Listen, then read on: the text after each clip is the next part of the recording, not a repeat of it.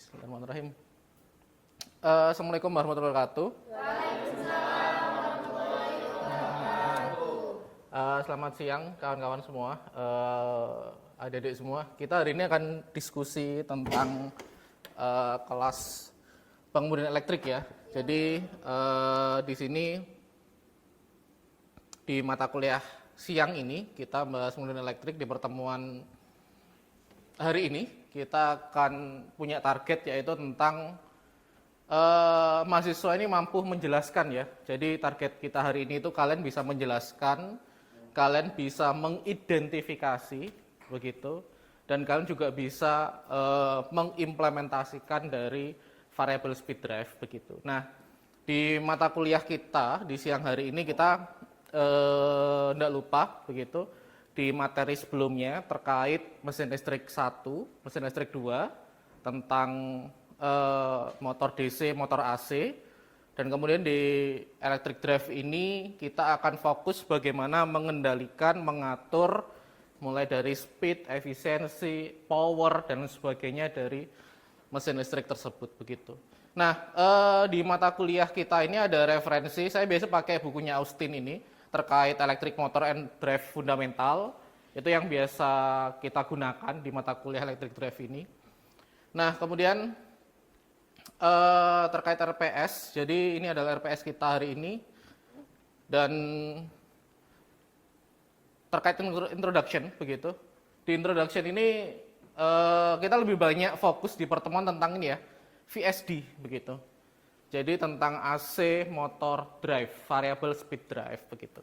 Mungkin dulu kalian sebelumnya sudah pernah magang, kalian sebelumnya sudah pernah tahu bahwa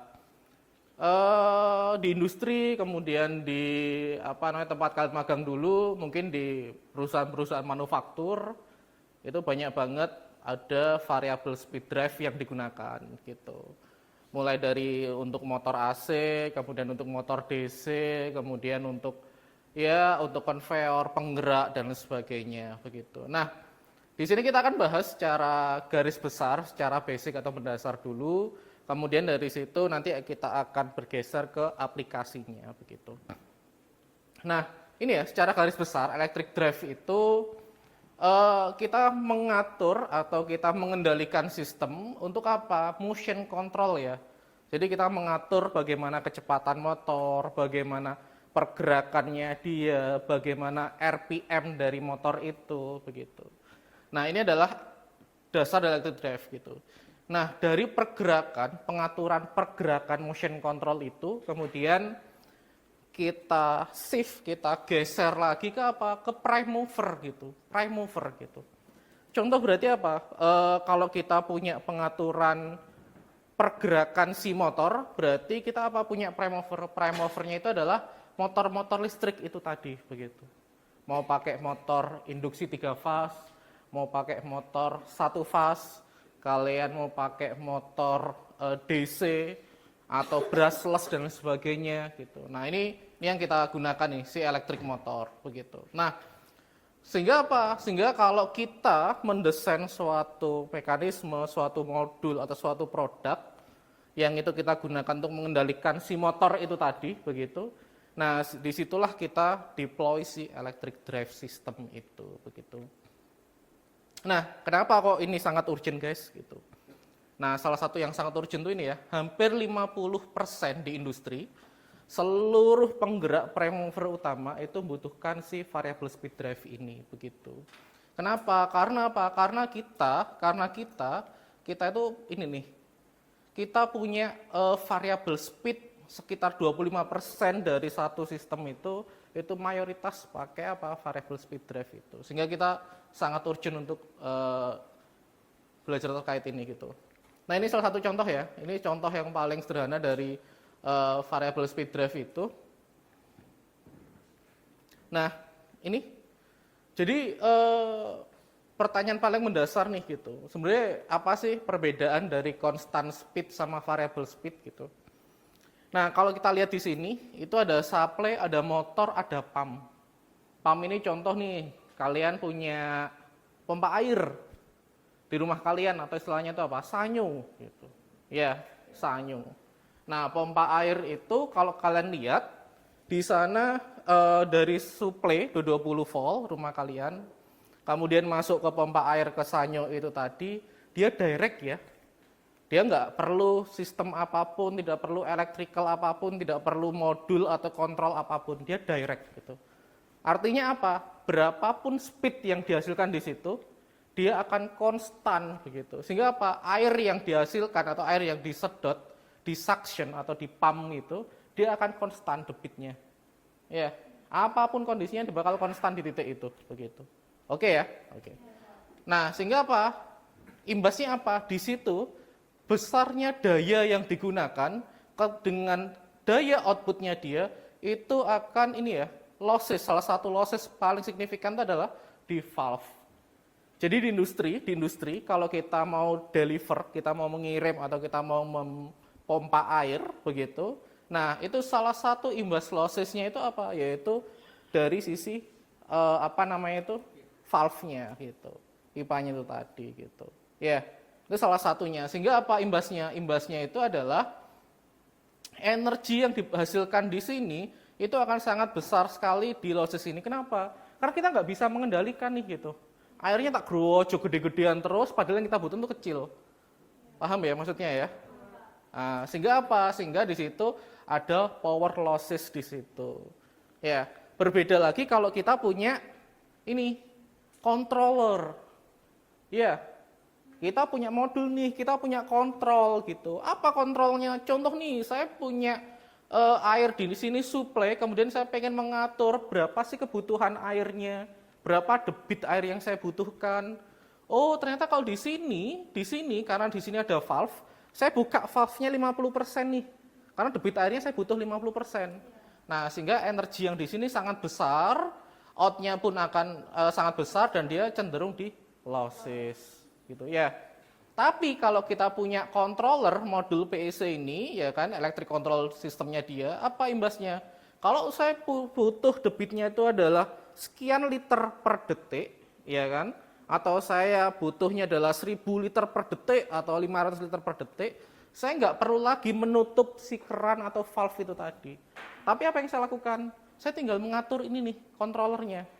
Oh, debit yang dibutuhkan adalah 50% atau lebih yang dibutuhkan adalah 500 liter per detik gitu. Apa yang saya lakukan? Saya akan mengontrol si kontrol unit ini. Ya kan? Sehingga apa imbasnya? Power loss-nya itu akan sangat-sangat kecil gitu. Kenapa? Karena kita tidak butuh lagi si valve itu tadi. Contoh nih sanyo kalian gitu. Pak, saya pengen cuman butuh keran dikit buat ngisi ember atau bak gitu. Debit yang saya butuhkan sangat-sangat kecil gitu. Apa yang kalian lakukan? Sanyo power full gitu. Ya kan? Sekali sanyo masuk ke pompa air, masuk ke listrik 220, dia udah nyala gitu. Powerful dia gitu. Tapi yang air kalian gunakan debitnya kecil, imbasnya apa? Yaitu losses itu tadi sangat besar. Tapi kalau kita punya electrical control unit ini, imbasnya apa? Ya kita tinggal ngatur aja. Kalau debitnya kecil, ya udah kita kontrol sekecil mungkin energi yang digunakan. Nah, ada yang tahu mungkin apa imbasnya kalau power loss-nya semakin kecil? Apa dampaknya? Ada yang tahu? Bagaimana tentang efisiensinya? Energi yang digunakan tuh semakin kecil, power loss-nya semakin kecil, apa imbasnya? Yaitu adalah efisiensinya dia meningkat gitu. Ya, itu. Nah, target kita adalah bagaimana cara mendrive si prime mover atau motor itu dengan efisiensi yang sangat baik gitu. Nah, secara konvensional dulu itu kalau kita mau mengatur kecepatan dari motor, itu salah satunya dengan apa? Dengan mekanisme sepanjang ini nih. Jadi kita punya AC motor yang kita atur itu ini, Rek. Ini itu adalah shunt resistor gitu. Nah, implementasinya seperti apa? Itu seperti modul-modul yang ada di belakang kalian itu. Jadi zaman dulu karena belum ada variable speed drive, kita kalau mau ngatur itu apa? Itu kita harus ngatur si shunt motornya ini gitu. Imbasnya apa? Ini bulky. Sistemnya kompleks banget gitu. Ribet panjang. Kenapa? Ada AC motor, ada DC generator, ada DC motor, baru masuk ke beban. Kenapa sistem ini dulu dipakai? Karena teknologi mikro, teknologi nano itu masih belum berkembang. Sehingga apa? Ya ini, salah satunya pakai motor DC itu tadi untuk kita mengatur speed kecepatan. Efisiensinya pasti sangat buruk sekali itu gitu. Oke, nah dengan adanya mekanisme itu kemudian bergeserlah teknologi ke apa? Teknologi mikroprosesor ini gitu. Nah, di teknologi mikroprosesor ini kita sudah mengenal nih ada apa? Microcontroller, ada control unit, kemudian ada chip-chip lain yang digunakan untuk apa? Mendrive semikonduktor yang ada di situ. Sehingga apa? Sehingga bisa kalian gunakan untuk apa? Untuk meningkatkan efisiensi, meningkatkan performance itu tadi gitu. Nah, imbasnya apa? Pertama, dia small, compact banget, ya. Karena dia compact, kemudian apa? Efisiensinya dia tinggi banget itu gitu. Contoh nih, saya pengen drive motor segede itu gitu. Ini ada motor nih gitu. Saya cuma butuh motor satu, inverter satu, atau variable speed drive control satu. Saya nggak butuh lagi DC motor, DC generator, barang-barang begitu panjang sekali itu nggak butuh gitu. Nah itu tuh salah satu perkembangan teknologi yang sekarang ada. Nah dari sini sehingga kita buatkan dia semakin fokus lagi guys, gitu, semakin fokus. Nah semakin fokus itu apa? Nah salah satunya itu ini Rek. Ini. Jadi sebenarnya dari tadi yang kita bahas itu ada beberapa konteks yang menarik itu adalah ini Rek.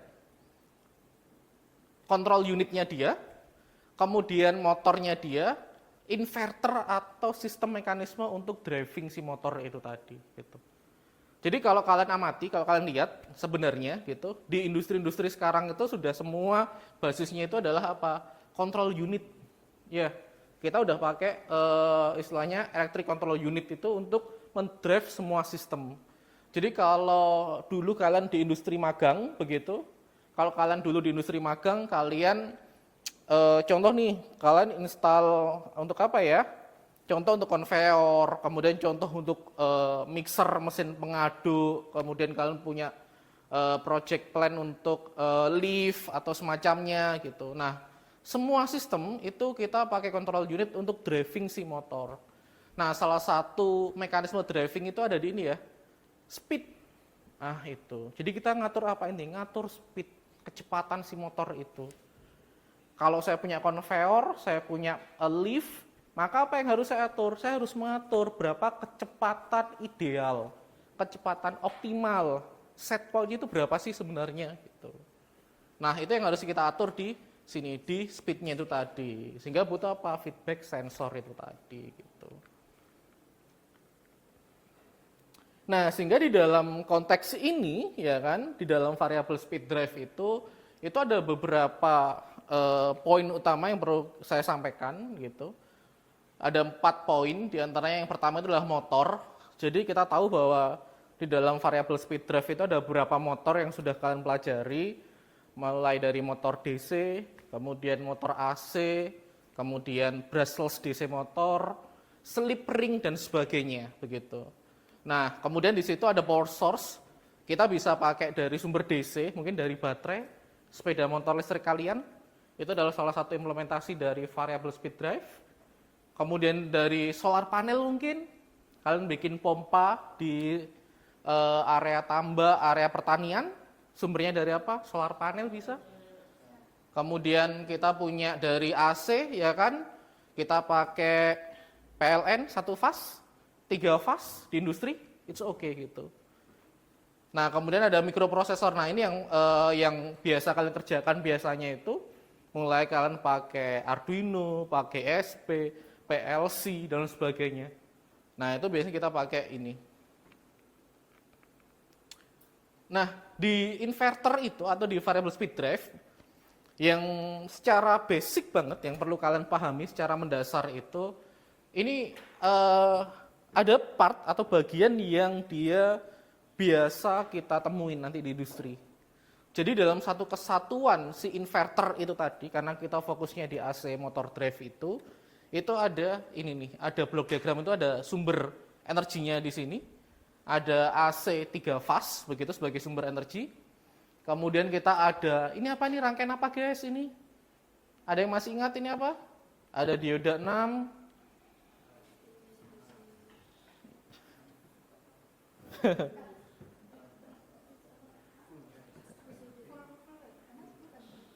Ada apa?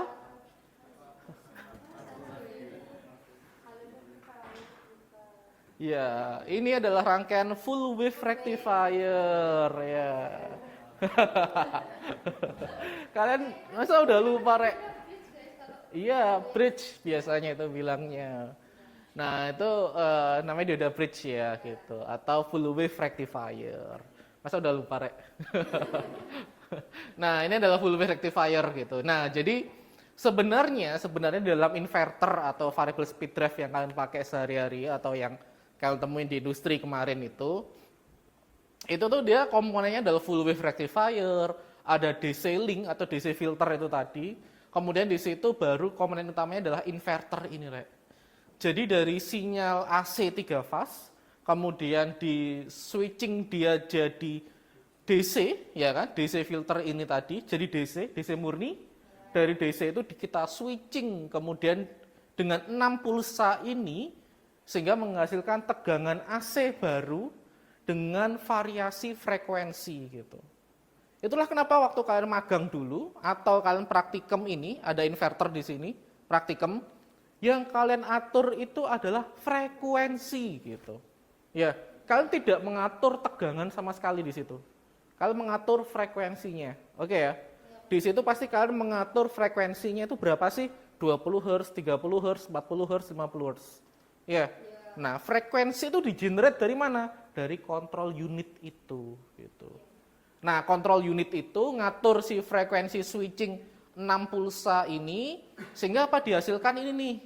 Kalau kalian pakai Arduino, kalian pakai STM microcontroller, kalian pakai ESP atau semacamnya, ini dia akan mengkomparasi namanya Sync Pulse Width Modulation namanya.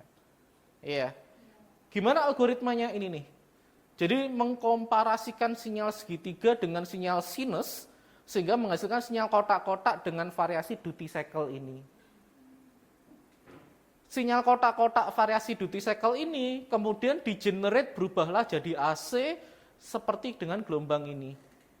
Nah, gelombang ini, 2 gelombang ini, ya kan, ini yang nanti akan masuk ke dalam motor 3 fase, dengan apa? Kita mengatur frekuensi dari pulsa-pulsanya ini. Imbasnya apa kalau kita ngatur frekuensi dari motor? Imbasnya itu apa? Kecepatan motor ini akan berubah. Dulu waktu kalian belajar motor AC, apa kecepatan? 120 F per P. 120 pulsa kali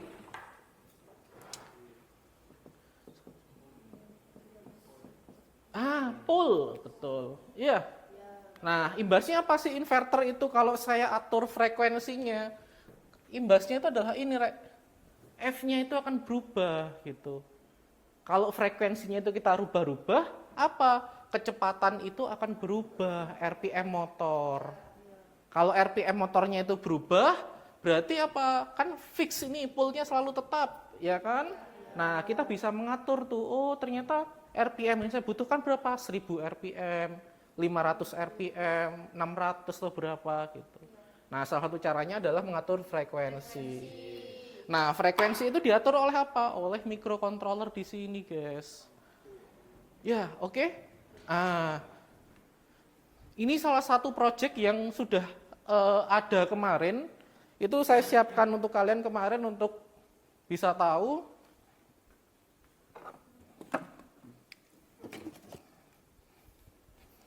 Nah, saya punya inverter nih, gitu, variable speed drive. Nah, jadi di inverter ini Fuji, kapan lalu kita ada project Fuji inverter. Nah, di Fuji inverter itu ada 3 bagian utama, Rek. Ini bagian layar atas, ini Ada yang tahu ini apa? Ini rangkaian rectifier, full wave rectifier gitu. Ya, jadi ada kapasitor filternya, ada diodanya, mungkin kalian pernah pakai ini dioda ini. Ini ada 2 dioda, ada kapasitor di sini. Kalau kita lihat tadi di gelombang di diagram yang tadi, ini bagian ini. Ya, itu adalah bagiannya seperti ini. Di dalamnya itu, Fuji. Ya kan? Nah, kemudian ada DC-link. Mana DC-link ini nih? Kapasitor 2 ini. Kalau kalian lihat ada berapa? 1 ada 2. Itu ini. DC-link. Ya. Kemudian ada apa lagi di sini? Kalau kita lihat ada ini, inverter. Inverternya itu seberapa? Sekecil ini, guys. Ini, chip kecil ini. Atau ini. Ini versi besar, ini versi kecil. Ya. Nah, versi kecilnya ini loh, ini hampir sama, ya. Nah, di dalamnya ini ada apa? Ada 6 buah switching ini, guys. 1 2 3 4 5 6. Itu masuk ke dalam satu packaging ini, gitu. Oke? Nah, kemudian di sini ada lagi apa? Ada ini sensor feedback. Jadi contoh nih, di baliknya ini, ini ada resistor nih sebagai apa? Sun, sensor arus. Ya, sekecil ini, Rek. Nah, ini, yang ini. Nah, kemudian control unit, ini chipnya. Nah, ini. Kecil, oke ya. Control unit. Dia mengatur apa? Mengatur pulsa ini, Rek. Ini. Pulsa ini diatur. Sama siapa? Sama si control unit ini. Nah, interface-nya itu adalah ini yang kalian atur setiap pengaturan inverter itu. Nah, ini ada potensio kecil ini. Ini yang kalian atur-atur gitu. Oh, butuh frekuensi berapa hertz, butuh ini berapa hertz gitu. Nah, ini adalah bagian dari inverter yang nanti di dalam praktikum akan kita pakai uji coba begitu. Nah, implementasinya apa? Ini nih contoh nih, implementasi gitu. Nah, implementasinya apa? Ini contoh. Kita punya konveyor nih, ya kan? Pengisian minyak, oil, ya kan? Butuh apa? Kita butuh ngatur speed gitu. Ini kalau kebanteran terlalu cepat dia tumpah. Terlalu pelan nggak penuh-penuh gitu. Ya kan?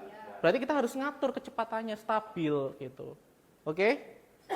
Contoh lagi, ini apa ini? Halo? Eskalator gitu.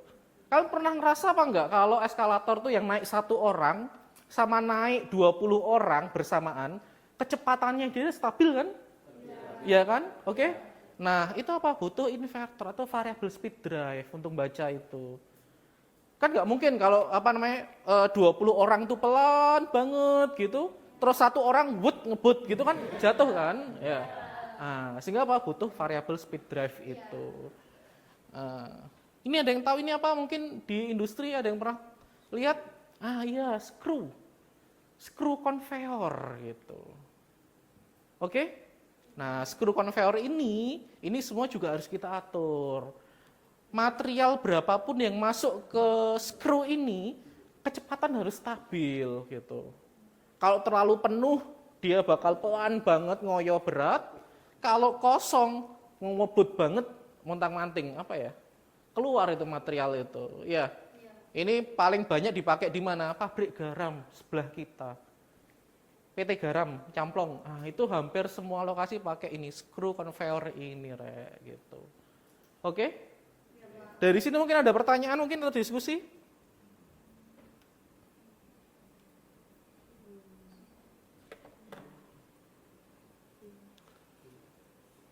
Kalau nggak ada diskusi, kita coba. Udah join semua kah? Oke, nah di mata kuliah ini kita akan tadi udah bahas nih ada apa aja, ada inverter, terus ada control unitnya, ya kan, ada rectifier di situ, ada motor listrik, ya kan. Nah kita coba saya pengen mereview apa aja yang udah kalian terima gitu. Oke ya. Semua udah ini on gadget semua? Udah ya, kita coba.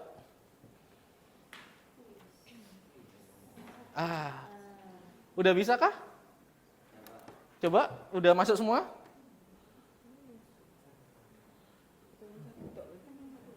Ya, oke. Coba dijawab.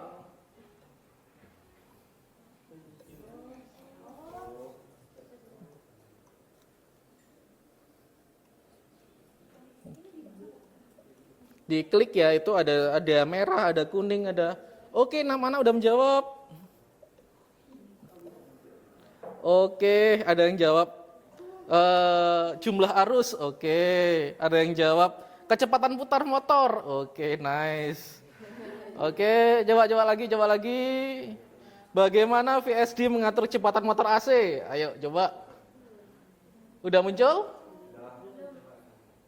Oke ya. Oke. Bagaimana VSD, variable speed drive itu mengatur kecepatan? Dengan mengganti rotor, mengatur frekuensi, menambah jumlah lilitan, memperbesar ukuran poros. Oh iya. Nice job. Oke. Oke, lagi-lagi kita mulai. Pada VSD inverter terdapat rangkaian rectifier. Apa fungsinya? Oke ya. Coba cek.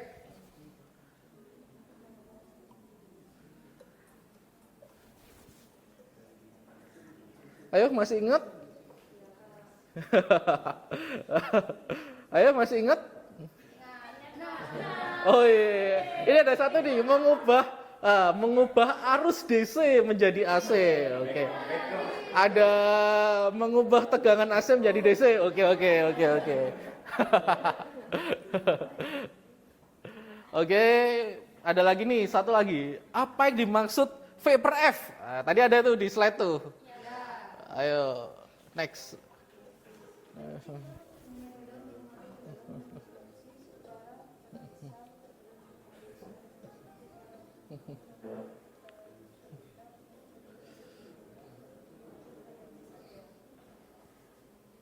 Ayo, metode mengatur tegangan dan frekuensi. Kosong semua. Waktunya 20 detik ya di sini ya. Oke, gak apa-apa. Next, kita coba next lagi. Keuntungan penggunaan VSD. Ayo. Apa keuntungannya? Meningkatkan konsumsi daya, menghemat energi, membuat motor bisa berputar satu arah, menyebabkan kerusakan.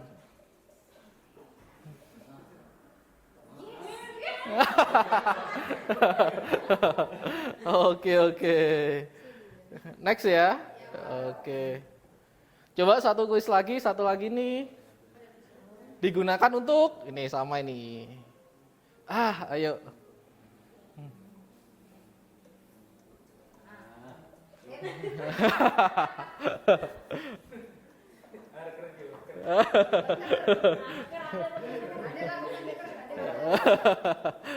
Masih, ayo. Oke, terima kasih semuanya. Kita cek podium, siapa yang tertinggi.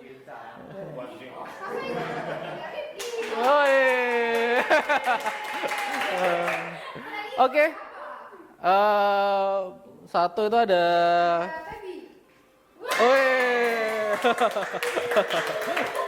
Oke ya. Spin. Nice. Very nice. Oke, untuk pertemuan hari ini kita akhiri dulu. Semoga ini manfaat dan ke depan bisa kalian implementasikan secara maksimal saat di industri nanti ya. Oke, terima kasih semuanya. Wassalamualaikum warahmatullahi wabarakatuh.